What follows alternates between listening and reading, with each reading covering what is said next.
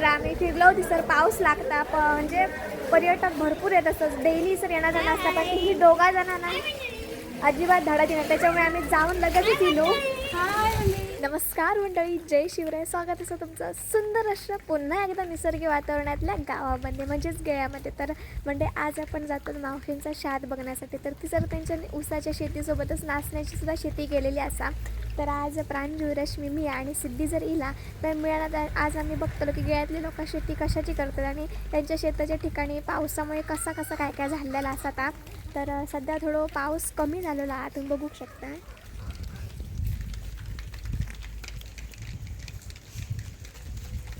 जिसर बक्षात तिसर घरांका एकदम सगळा गुडूप केलेला असा कारण की पावसापासून घराचं संरक्षण जाऊ का यासाठी.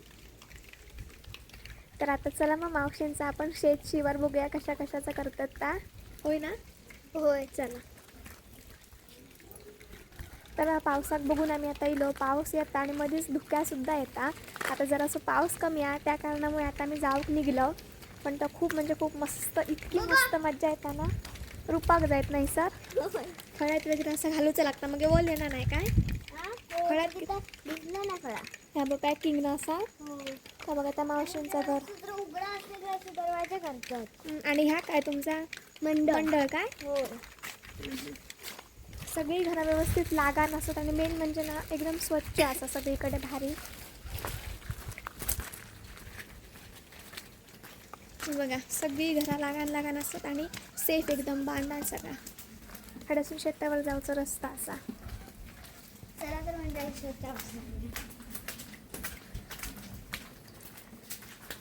तर आम्ही आता शेताच्या ठिकाणी येलो. विसरसून यांची सगळी भात शेती लागता. आवटातली सगळ्यांची शेती सर जाणार. होय तरी सर तर वो लायलेलो हा पावसाळी आमच्यासारखाच ना वांगण पण करताय ना मग फक्त ही पावसाळी शेती. तरी शेतींचे वापले असतात. सिद्धी येतात आता डेसून हडे शात उतला जाता. आम्ही तडे शेती किंवा पावसाळी शेती शात असं उल्लेख केला जाता. तर असं पहिल्यांदाच तरवो लिहिलेला असा ऊस तरवो नाचती अशी विभागून दिलेली असं शेती केली जाता. पण ह्यांका काय जातं माहिती पाण्यामुळे भरपूर नुकसान जातं ह्यांचा. पूर वगैरे येतात जर पाऊस नसलो तरीसुद्धा जा वरसून पाणी येतं ना आंबोलीचं वगैरे तर पाण्याचा प्रभाव जास्त असल्यामुळे एका ठिकाणी पूर कसं जातं आणि ह्यांचं खूप नुकसान जातं. आणि एक सातबारो जर असलो तर नुकसान भरपाई गावता पण गावता ते गावता बाकीच्यांका कायच नाही. लिहिली बघा काय खिचलं तरी पाणी होय याच्यासून तुमचं पाणी सोडतात का बावडी इंजिन मोठा चिकल असं सोयीन चला तिथे काय झाला पाणी ओढे त्याच्या ठिकाणी इलं आणि इतकी सुटसुटीतपणा आणि इतक्या मस्त सगळा शिवार वाटता ना हे नाचणं मा सगळं काय तर भात ना वही बी अशी व्यवस्थित केलेली आहे मस्त. रश्मी तुमची शेती खडे आमची शेती खडे नाही माती बघ कशी काय प्रांजू माती शिमेला पायरलाची आमची माती रेवटाची ना पडलं तरी जागाची नाही लायला ना. हो बघता खालची वापली आणि इथपर्यंत आमचा ही फक्त त्यांची आपल्या भात करते होय काय. आणि नाचणं तर मॅरबीर व्यवस्थित केलेली आहे मस्त खूप असं वाड्याकडे पण हा मंडई. आता आम्ही भात शेती तर तुम्ही बघितलं असं ही सगळी भात शेती असा म्हणजे अर्थात तांदळाचा पीक येण्यासाठी. आणि हे ऊस असत मागच्या वेळेस जेव्हा आपण इलं तेव्हा ते ऊस लहान होते आणि आता त्यांना बांधान ठेवलेलं असं दाखवा प्रांजूचा. आणि हे नोव्हेंबर महिन्यामध्ये तोडूक येतात. हे बघा असे बांधलेले असतात. हे बघ हडे हे बघ अशा प्रकारे हे बांधले जातात बघा. म्हणजे ते असे ह्या वाऱ्याने ह्या जातात म्हणून ते बांधले जातात कारण की ते वाऱ्याने हिसपट ही सगळी ऊसाची अशी शेती तुटतात वगैरे ना. तर ऊसाच्या शेतीच्या बाजूकच नाचण्याची शेती असा. हे सगळी ऊसाची लागान शेती असा आणि हे नाचणं लायलेलं आहे बघा. शेताने अजून एक छोटस बारीक आहे छोटं आणि तुमका आणखी दाखवता शेतीचं ठिकाण सगळं फिरलवणे जी सर बक्षीत ती सर बकरे असत. अट्रॅक्शन पडतं कारण की त्या दिसाक बरे वाटतात ते गुच्छ कसे होणार. तो बघ तो आमचा ऊस. आम्ही इसरसून जाय होतो तितक्यात या बकऱ्यांमध्ये ना सीतेचे केस दिसले जे आम्ही गणपतीमध्ये ना माती बांधताना वापरले जातात. हे काय बघा सीतेचे केस लावतला आता. सीतेचे केस म्हणजे त्यांना फळायली होती.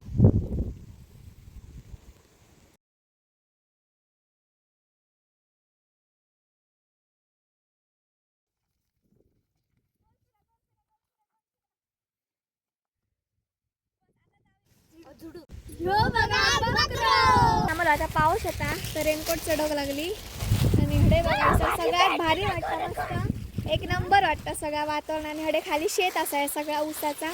चल प्रांजू रस्त्याक लाग. चल चल हडेसून होय काय घेतलंय छत्री. चल काय माहित पण या बकऱ्यांकडे खूप आकर्षण वाटतं कारण की ही रोज इसर होतं हेंका काय नवीन नाही अजूनच असा पण तो माका खूप भारी वाटतं. बाकी तुमका हे वातावरण कसं वाटलं इसरचं निसर्ग कसं वाटलं तो नक्की कमेंट करा. तर शेताच्या तिसर पण विहीर असा एक. तर बघू शकता तुम्ही ऊस भात आणि नाचणं तिन्ही शेतीची जी ठिकाणं असत ती एकत्र असत आणि सगळा हिरव्यागार लांब लांबपर्यंत नजर जायत ना तितक्या सगळा काय ह्या शेतीचं ठिकाण असा. बरोच वेळ झालो आम्ही शेतामध्ये फिरतो. भारी वाटला जरा म्हणजे आपल्यासारख्या भागांमध्ये पण ऊस नाचणे आता ह्या भागांमध्ये कशी जास्त तरव्याची शेती केली जाणार असं पहिल्यापासून माहिती आहे. वांगाणं करतात चौकुळीकाने पण आपल्या खालती कसं म्हणजे आमच्या वेरल्यात आणि की नाचणं नसतं आणि नाचणं असलं तरी थोड्या प्रमाणात असतं आणि ऊस वगैरे खूप हडे केलं जातं. आमच्याकडे ऊसाची शेती कोणच म्हणजे गावात माझ्या मते कोणच करणार नसतं पण हडे यांचं उत्पन्न म्हणजे ऊसच असतं नाचणी आणि तांदूळ तर तिन्ही शेती होते. तर आमचा बघून झालेला असा बरेच दिवस मी असं राहतोय त्यामुळे कसं बारीक सारीक जी गोष्टी सगळे जे असतात ना हे बघून हे अनुभव करून त्याच्यातनं काहीतरी शिकायची एक चांगली संधी गावता. आणि सोबत एक प्रांजू सिद्धी आणि रश्मी तर असता. तर तर इसर बरोच वेळ घालेलो निसर्गाच्या सानिध्यात राहिलेलो प्रत्येक क्षण खूप भारी वाटतं आणि आम्ही एन्जॉय करत होतो. आता हे तिथे काही दिवस त्यानंतर काय पुढच्या वर्षी आणि वारा तर खूपच त्यामुळे आता आपण घराकडे जाऊया. वारा भरपूर लागतं शेतीचा वावर असल्यामुळे आणि पुरीला हडसला सगळं पाणी धरता ना पुरी लोकांना.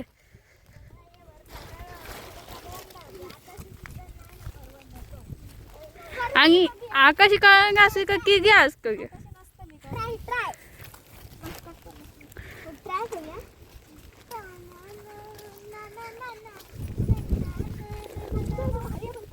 मंडळी आम्ही आता घराकडे इलेलो आणि ना बघू शकताय धुक्याचं वातावरण झालेलं व्हायचं सगळीकडे.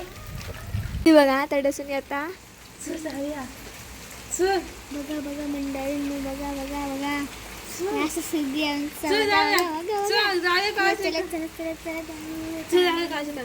बसलेलो सगळेजण घराकडेच फ्री होतं तर आता उठलो कावळे शेतात पण जाऊया. तर आता अशीच फेरी मारूक संध्याकाळच्या टायमिंगने कावळे शेतला जातं. तर चला तुम्ही पण पुन्हा एकदा पण मग दृश्य बघा कावळे शेतचा.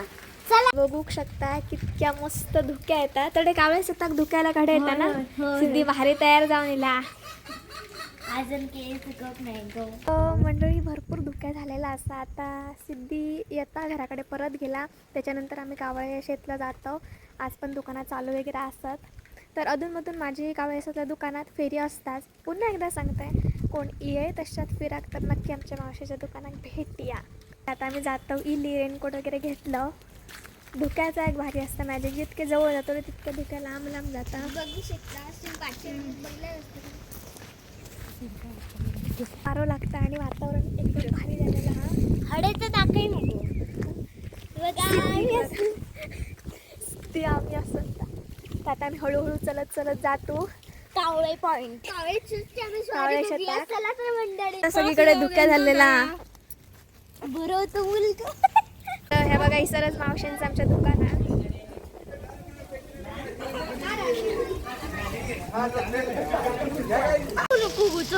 बघा तुम्ही मस्ती करताय कसली तर आम्ही आता चिल्लेलो असं कावळे शेतला भरपूर गर्दी आहे आम्ही आता परत एकदा येलेलो असं काव्याचं पॉईंटला आणि कसला भारी वाटतं सगळा.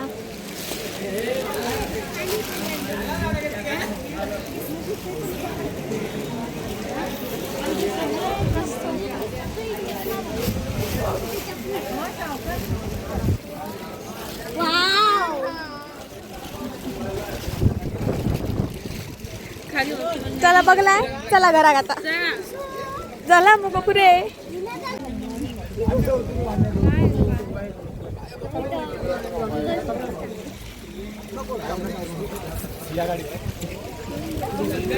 तर आम्ही फिरलो होती सर, पाऊस लागता पण म्हणजे पर्यटक भरपूर येत असतात, डेली सर येणार जाणार असतात, पण ही दोघा जणांना अजिबात धडाची नाही, त्याच्यामुळे आम्ही जाऊन लगेच गेलो.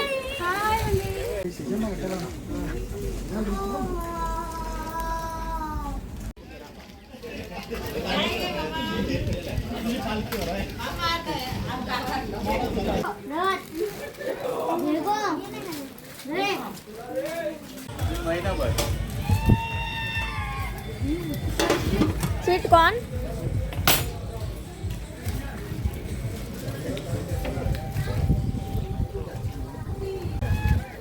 रश्मी काय ऑर्डर केलं?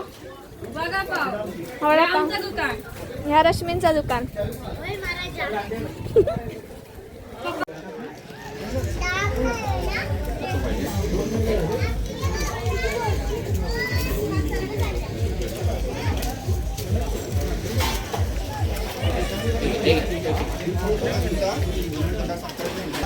मी आता रश्मीच्या दुकानाच्या समोरच बसलं वडे, खाली दुकानं लागतात. रश्मी हे वडापाव देतात, ते खायत खायत मध्ये आम्ही जातालो घराकडे पुन्हा जाऊ.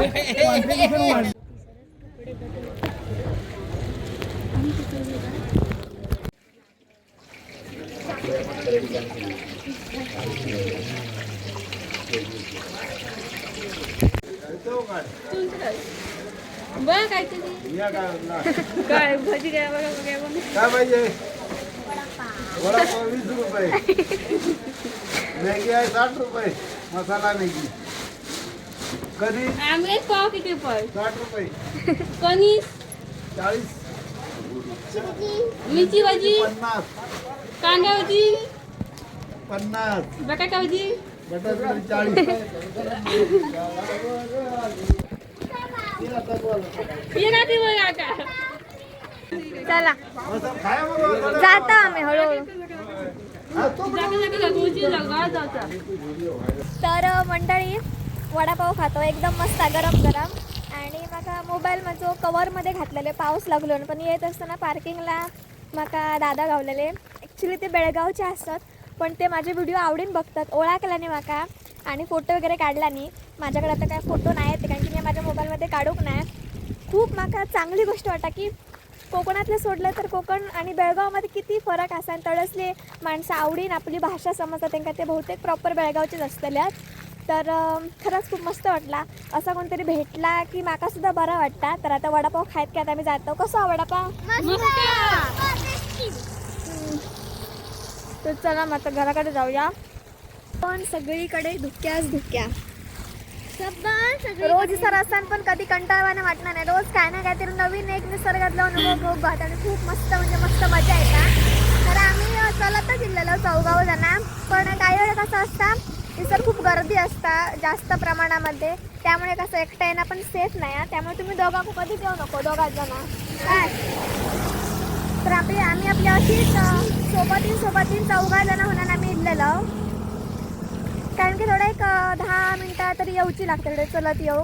त्याच्यामुळे आता आम्ही घरी जातो हळूहळू चलत वडापाव खायत.